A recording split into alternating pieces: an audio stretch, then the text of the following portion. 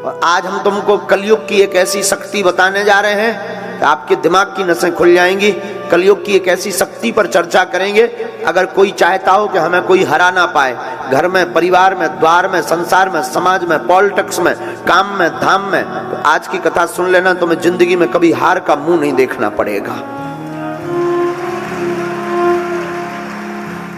अगर आप लोग किसी विषय में हारना नहीं चाहते तो आज की कथा सुनो। याद रखना, जो मनुष्य धार्मिक होता है वो दुख को भी सुख में बदलने की क्षमता रखता है। उसकी दृष्टि, उसकी विचारधारा दुख को भी सुख में बदल देती है। बिना धर्म का व्यक्ति, कथा में याद रखना, बिना धार्मिक व्यक्ति, बिना धर्म का व्यक्ति ठीक वैसे ही होता है जैसे बिना लगाम का घोड़ा होता है। जिस प्रकार घोड़ा परम स्वतंत्र होता है, वैसे ही बिना धर्म का व्यक्ति भी बिना लगाम का होता है। और लगाम धर्म की जरूर होनी चाहिए। धर्म का मतलब ये नहीं है कि आप कथा में बैठ गए, आप शंकर जी को मान रहे हैं, आप हनुमान जी के भक्त हैं तो आप धर्मात्मा हो गए। धर्म का मतलब यह है कि आपके सामने कोई भी सनातनी हिंदू अपना धर्म का परिवर्तन ना करवा पाए।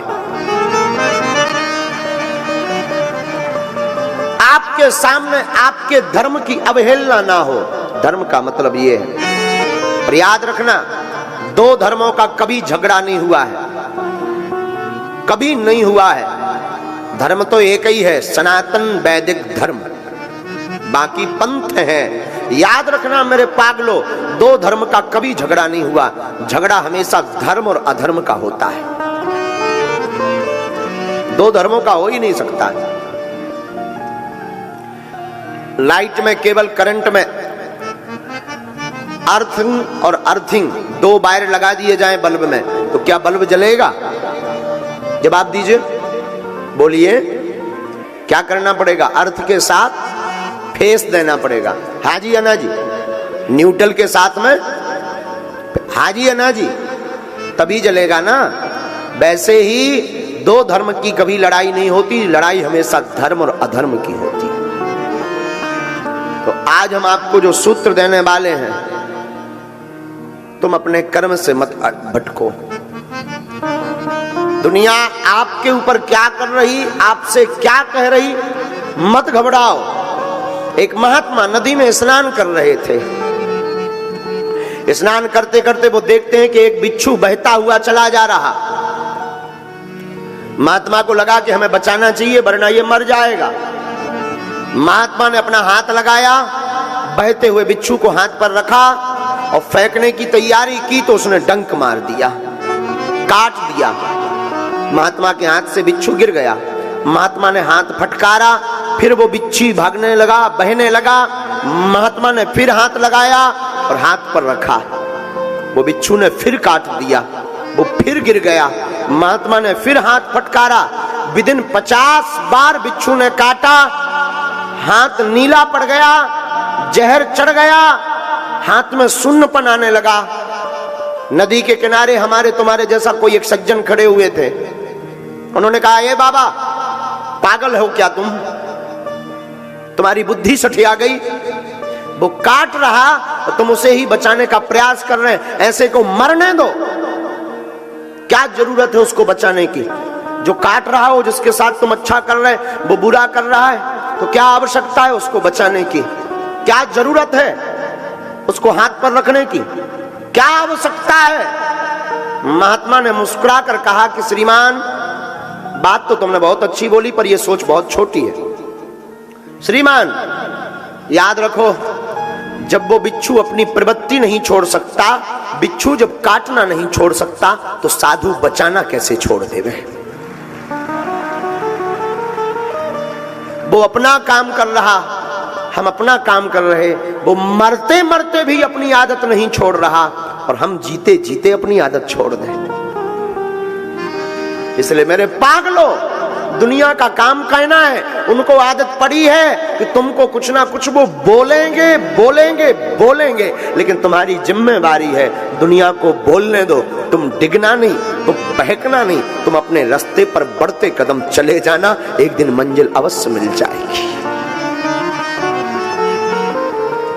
चाहे वो मंजिल परमात्मा को पाने की हो, या वो मंजिल आपकी जिंदगी की हो, या कोई पद पाने की मंजिल हो, या प्रतिष्ठा पाने की मंजिल हो, या भगवान को पाने की मंजिल हो, लोगों को कहने देना, लोग कहते रहेंगे, तुम बढ़ते जाना और एक दिन मंजिल पा जाओगे मेरे पागलों। आदत मत छोड़ना, लोगों के कहने पर तुम बहक मत जाना, लोगों को कहने पर तुम हट मत जाना। याद रखना, अहिंसा धर्म है, अहिंसा ना करो, बहुत अच्छा है, लेकिन धर्म पर कोई घात करे और चुप बैठो तो ये भी पाप है। धर्म पर कोई घात करे तब बोल देना चाहिए, ये भी धर्म है। वो सूत्र जिसके लिए तुम बैठे हो, उस सूत्र का नाम है एकता। क्या नाम है? जोर से बोलो ना, पीछे वाले। त्रेतायाम मंत्रम शक्तिश्च ज्ञान शक्ति कृते युगे, द्वापरे युद्ध शक्तिश्च संघे शक्ति कलियुगे। त्रेता युग में मंत्र की शक्ति थी, सतयुग में ज्ञान की शक्ति थी। जो त्रेता में मंत्र जानता था वो बलवान था, सतयुग में जिसको ज्ञान था वह बलवान था।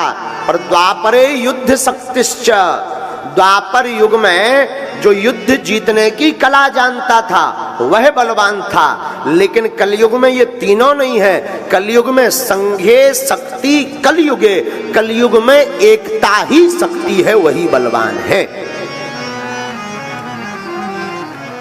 जिसकी एकता वो बलवान। इसलिए साधुओं, एकता चाहे घर की हो, परिवार की हो, भाई भाई की एकता हो, या फिर समाज की एकता हो, अथवा हिंदुओं की एकता हो, जो एकता पर बल देता है उससे पूरी दुनिया हार जाती है। कलयुग का प्रभाव, कलयुग में जिसकी महिमा है वो एकता की।